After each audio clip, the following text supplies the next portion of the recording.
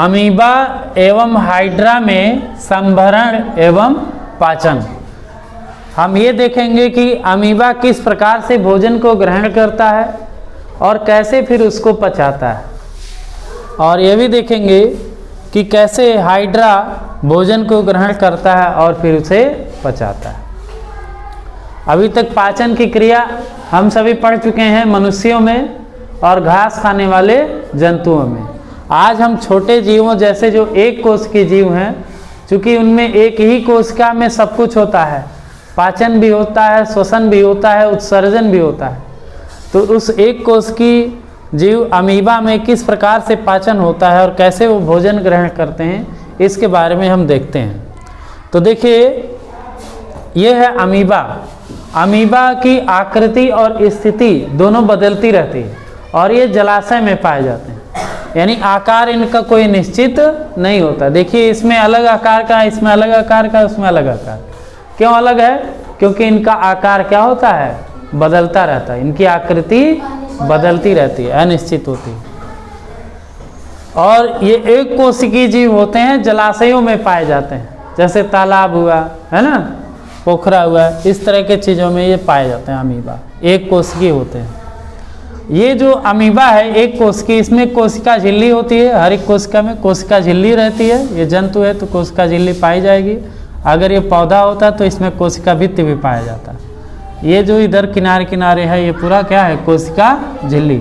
और ये जो उंगलियों के समान संरचनाएं निकली हुई हैं, ऐसे ऐसे प्रवर्ध, इसको कहते हैं, क्या कहते हैं? प्रवर्ध। ये कई बहुत सारे होते हैं, एक भी होते हैं और बहुत सारे। इसका प्रवर्ध या इन जो ये उंगलियों के समान प्रवर्ध निकले हुए हैं, संरचनाएं निकली हुई हैं, इनको पादाब कहते हैं। क्या बोलेंगे? पादाब को अंग्रेजी में कहते हैं स्यूडोपोडिया। स्यूडोपोडिया। ये काम क्या करते हैं? ये जो पादाब होते हैं, इससे ये पानी में गति करता है। जैसे कछुआ होता है ना, तो वो पानी में कैसे इस तरह से चलता है ना, तैरता है, तो ये भी पानी में तैरने के लिए अपने इस पादाब का प्रयोग करते हैं। और साथ ही साथ ये भोजन पकड़ने में भी मदद करता है। एक तो गति करता है और भोजन को भी पकड़ता है, दो काम करता है। ठीक है? जैसे ही इसकी कोशिका झिल्ली को महसूस होता है कि इसके पास कोई कीट है जिसको ये खाना चाहता है, ये देखिए, ये कीट है जिसको ये खाना चाहता है। ठीक है? जैसे ही इसको ये महसूस होता है कि हमारे पास कोई कीट आया है, तो जो इसके पादाब होते हैं वह कपनुमा संरचना में बदल जाते हैं। जैसे कप होता है ना, प्याली, इस तरह का देखिए ये कपनुमा संरचना में ये बदल लेता है अपने पादाब को। और भोजन इसके जब नज़दीक आ जाता है तो फिर इसको यहाँ से ये बंद कर लेता है। ठीक है? बंद करते ही ये इसका फूड वैक्यूल्स अर्थात खाद्य धानी बन जाता है। क्या बनता है? ये खाद्य धानी। फिर इसमें से इसी में ये ऐसे जकड़ देता है, फिर ये अंदर आ गया। पहले एक था ना, देखो, पहले ये खाद्य धानी एक थी, फूड वैक्यूल्स एक थे, फिर क्या हो गए? दो हो गए, क्योंकि ये कीट के साथ अंदर आ गया। ठीक? फिर इसके बाद ये इस खाद्य धानी से पाचक रस निकलेगा, जो इसमें कीट है उसको क्या करेगा? ये पचाएगा। पाचक रस जो निकलेगा वह इसकी पाचन क्रिया को करेगा, इसको पचाएगा, और जब ये पच जाता है उसमें से पोषक तत्व इस कोशिका में चला आएगा। ठीक? अब जो अपचे हुए जो भोजन रहेंगे, अर्थात जो कीट रहेगा, उसका जो शरीर रहेगा जिसमें से जिसको उसको नहीं खाना है, जो अपचित खाद्य पदार्थ रहेगा, वो फिर ये इसी खाद्य धानी के द्वारा बाहर निकल जाएगा। जैसे ये किनारे सटेगा, जैसे मान लो सट करके यहाँ आ गया ये, ठीक है, तो यहाँ आ गया, फिर यहाँ से ये टूट जाएगा, ऐसे टूट जाएगा, तो ये जो अपचित भोज्य पदार्थ है वो यहाँ से बाहर निकल जाएगा। समझ में आया? ये खाद्य धानी इसको पचाता भी है और अपचे हुए भोज्य पदार्थों का ये उत्सर्जन भी कर देता है। तो और ये सारी क्रियाएं एक ही कोशिका में हो रही हैं। यहाँ पर भोजन भी ग्रहण हुआ उसी कोशिका से, फिर उसी कोशिका में पाचन क्रिया भी हुआ, और उसी एक ही कोशिका से इसका उत्सर्जन भी हो गया। और सांस भी एक ही कोशिका से लेते हैं, क्योंकि ये एक कोशिकीय जीव हैं, इनके पास बहुत सारी कोशिकाएं नहीं हैं। तो इस प्रकार से अमीबा में आपने देखा कि पादाप के द्वारा भोजन को ग्रहण किया जाता है और फिर खाद्य धानी में उसे पचाया जाता है, फिर उसको जो है उत्सर्जन भी कर दिया जाता है, जो उसका अपचित खाद्य पदार्थ होता है। जैसे जंतुओं में मल है ना था, उसको बाहर गुदा के द्वारा बाहर निकालते थे, इसमें खाद्य धानी के द्वारा ही बाहर निकलेगा। ठीक है, अब हम देखते हैं कि अगला जो जीव है हाइड्रा। हाइड्रा हालांकि एक कोशिका नहीं है, इसमें और सारी कोशिकाएं होती हैं।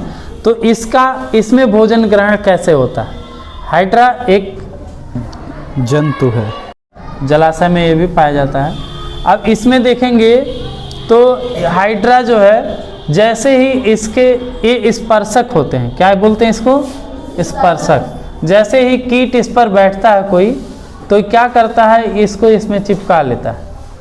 ठीक, और जो स्पर्शक होते हैं दोनों स्पर्शक इसको पकड़ लेंगे, इस कीट को, और पकड़ करके इसको नीचे ले आएंगे। देखिए यहाँ नीचे ले आया है ना, ये इस कीट को नीचे ले आएंगे और फिर इसके अंदर अपने इस कोशिका के अंदर आ जाएगा। यहाँ पर पाचक रस के द्वारा इसका पाचन हो जाएगा और फिर इसका निष्कासन भी यहाँ से हो जाएगा।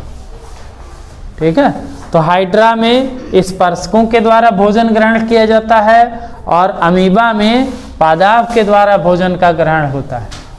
ठीक, इस प्रकार से हमने देखा जो छोटे जीव होते हैं उनमें भले मुख ना हो, आहार नाल ना हो, है ना, छोटी आंत बड़ी आंत और लीवर यानी यकृत, पित्त की थैली, ये सभी इसमें नहीं है ना, लेकिन इसमें भी भोजन का ग्रहण और भोजन का पाचन हो रहा है।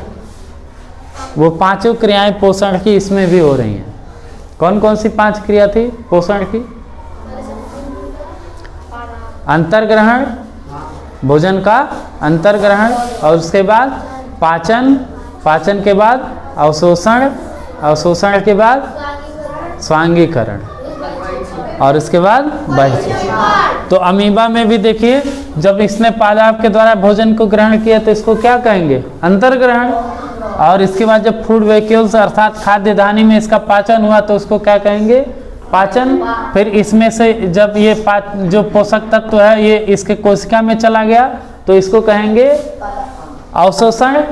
अवशोषण के बाद जब इस अमीबा में को जब ये पोषक तत्व मिल गया तो इसका प्रयोग ये वृद्धि और गुणन में करेगा, यानी ये वृद्धि करेगा और 1 अमीबा से 2 अमीबा, 2 से 4 अमीबा गुणन करेगा। तो इस प्रकार से इसका उपयोग भी हो गया तो इसको कहेंगे स्वांगीकरण। और जो अपचित भोज्य पदार्थ है यदि इसी खाद्य दानी के द्वारा शरीर से बाहर भी निकल जा रहा है तो इसको कहेंगे बहिक्षेपण। यानी पोषण की वो 5 चरण इसमें भी हो रहे हैं जो मनुष्य में होते थे या जो घास खाने वाले जंतुओं में होते थे। तो इस प्रकार से आप इसको देख चुके हैं अमीबा में और हाइड्रा में कैसे पोषण की क्रिया होती है।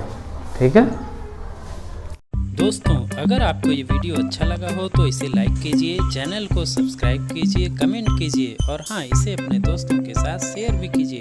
Thank you.